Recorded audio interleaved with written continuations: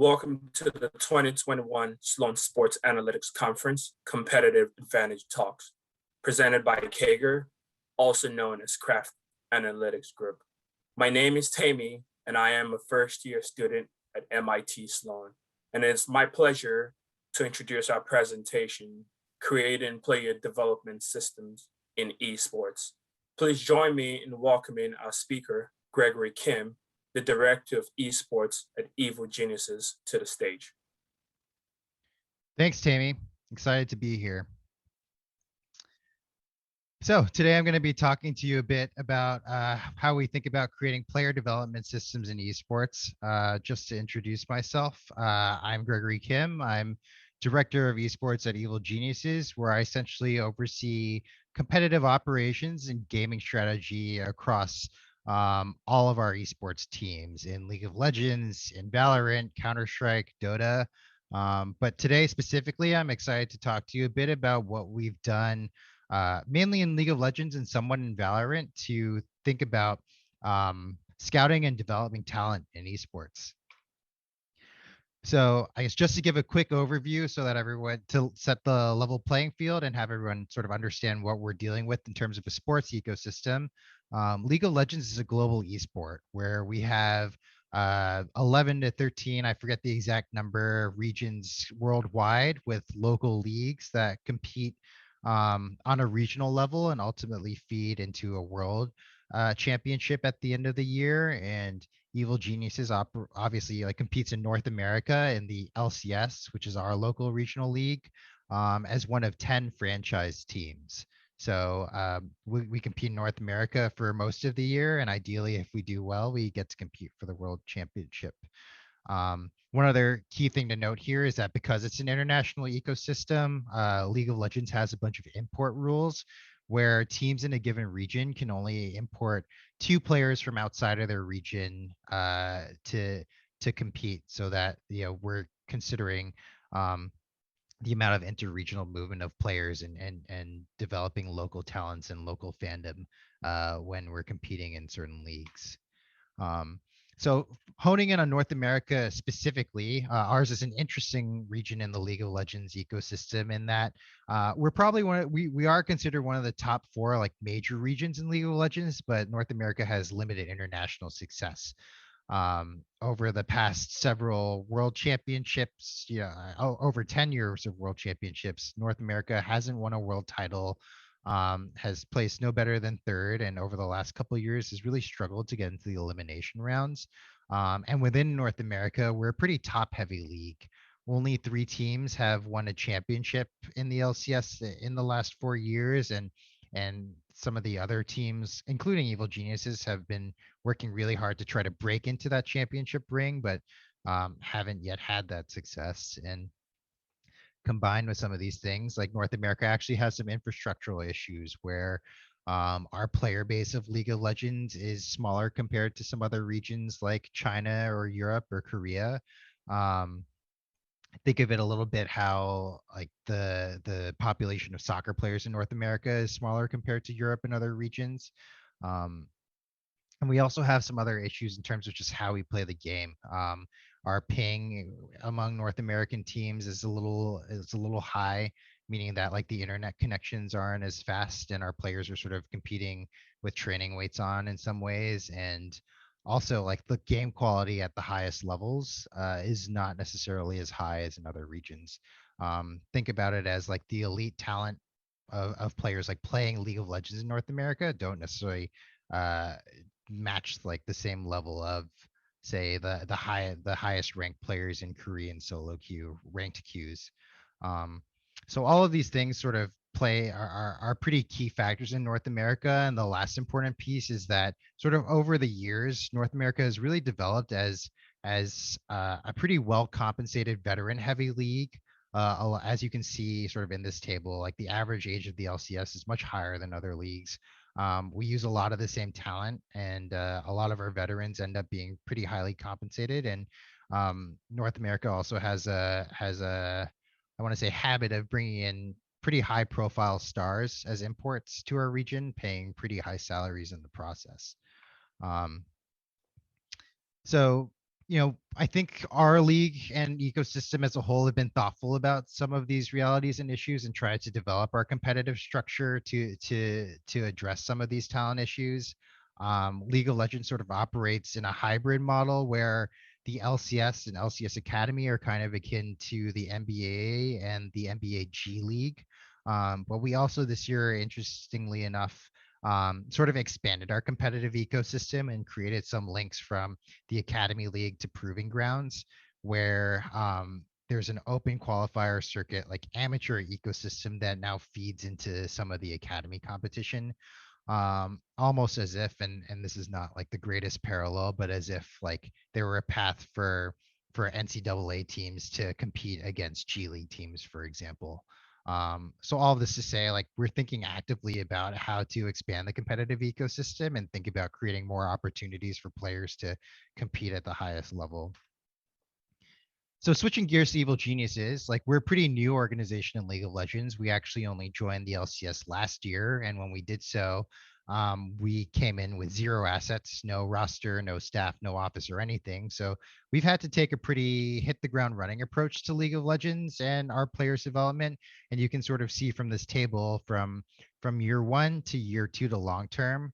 Year one was a lot about just getting our feet on the ground and being able to run at a minimum viable product. And year two has been on expanding on a lot of those things, right? And with respect to roster, we went from just getting a competitive roster on the table to iterating and building out our initial core with staff. It went from getting people in the door into starting to think about how to build competitive frameworks and build out these systems. And that also applies to our coaching, our facility and training infrastructure, and how we think about scouting. A lot of this was year one, let's just get our feet wet and build an understanding. Year two, how do we expand those things? And in the long term, like how do we take that to the next level to be a sustainable and successful org in the long run within League of Legends? So I think this sort of long-term approach means that we need to have different competitive goals at different tiers of competition that we're in.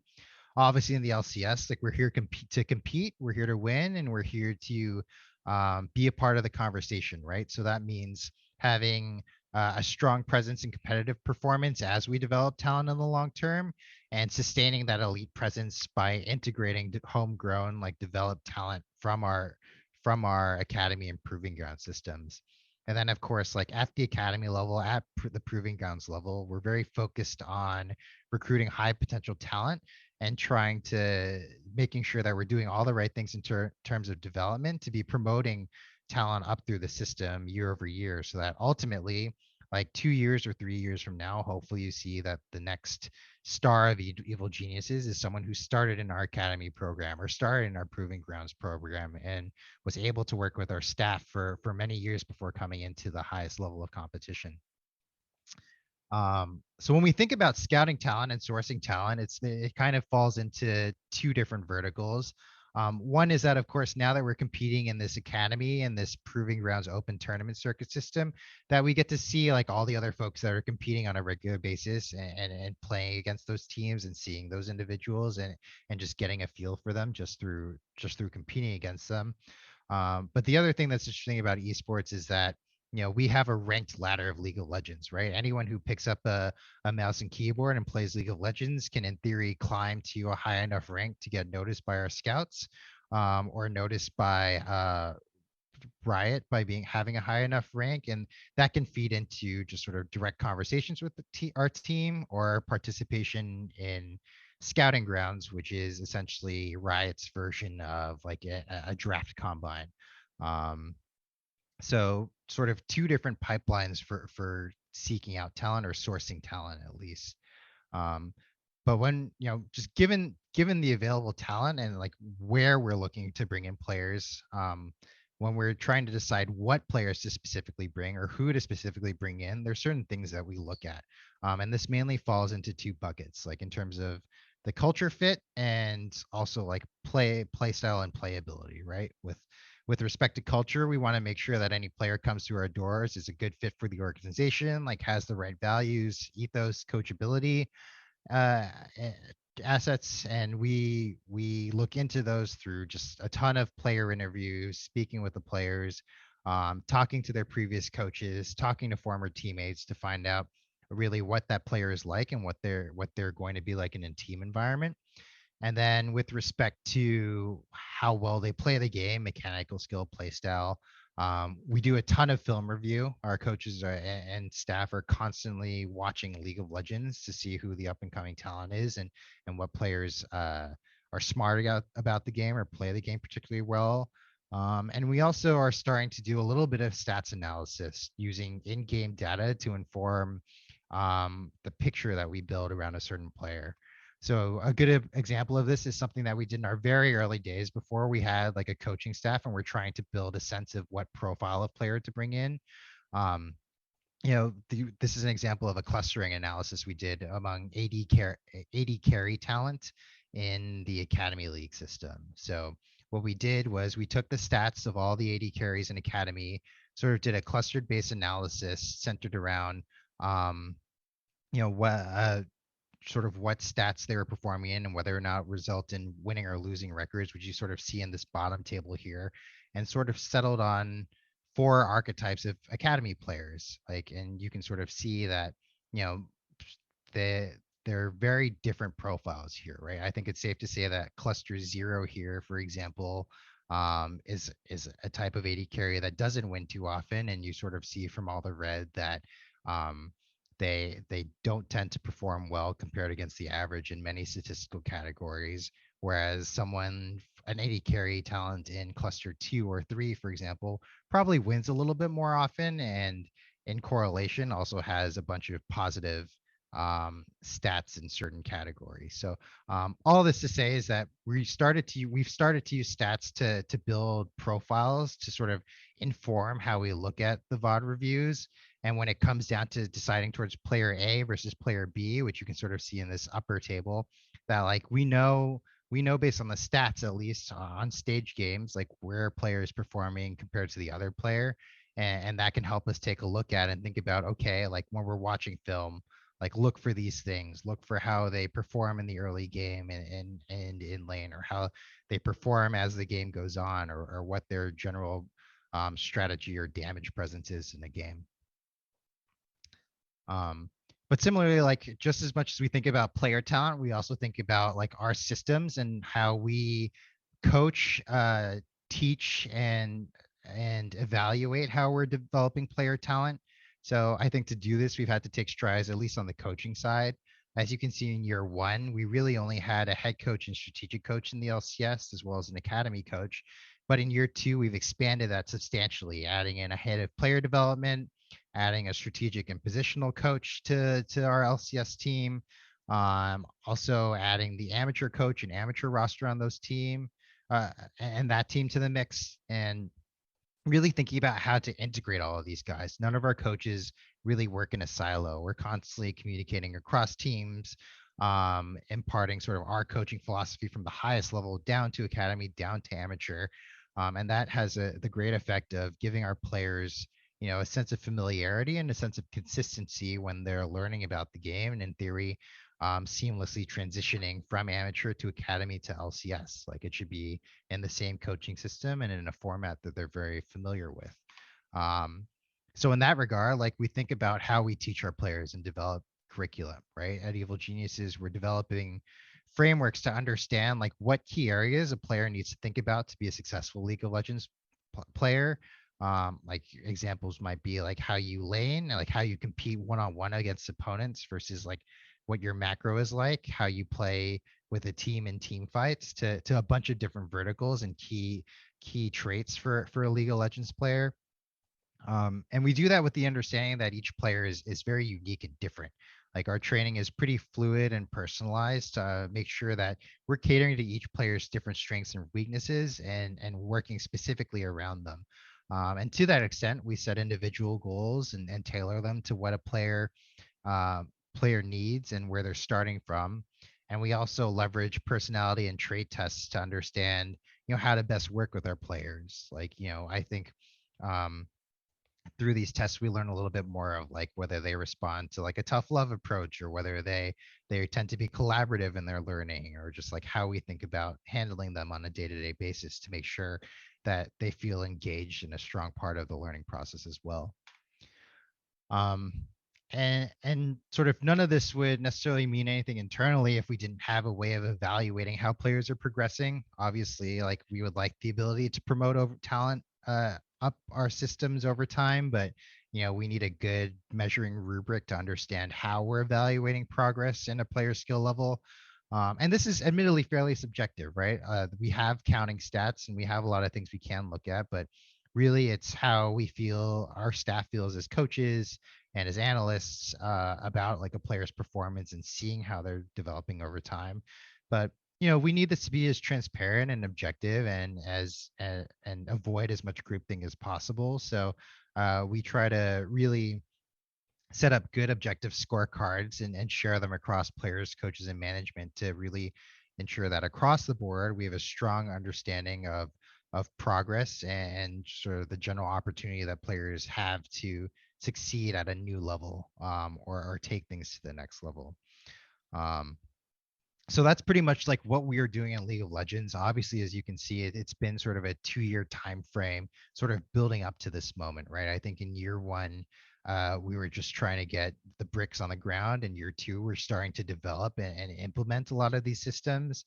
Um, but that doesn't necessarily translate over from title to title, right? In addition to League of Legends, we're also in Counter-Strike, we're also in Dota, we're also in Valorant, and our coaches and our players across different titles have different thoughts about the game. And as an organization at Evil Geniuses, and personally as a director of esports at Evil Geniuses, like, our teams are in a different place and a different sort of stage in the life cycle of an operation. So and with specific regards to that, EG recently entered Valorant, Riot's new shooting title, with a pretty unique and pioneering approach, right? I think we're one of the first teams to do a mixed gender roster in Valorant, certainly one of the first tier one orgs to do so.